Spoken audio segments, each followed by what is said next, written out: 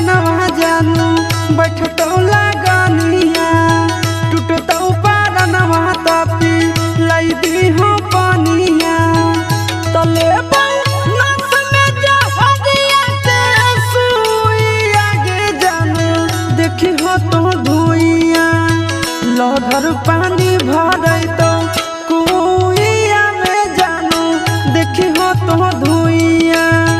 लहर पानी भरई तो कुइया में जानू देखी हो तो धुइया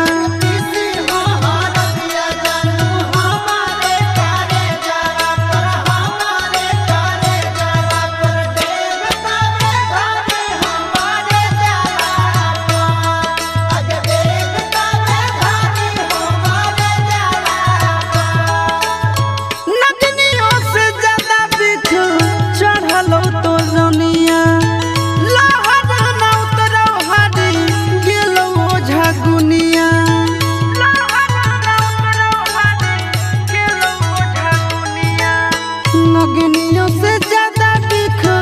चढ़ल तो रनिया लहर न उतरल हरी गेलो झगुनिया कि मरल धरल रहबो हम भुइया में जानू देखी हो तो धुइया लहर पानी भरई तो कुइया में जानू देखी हो तो धुइया लहर पानी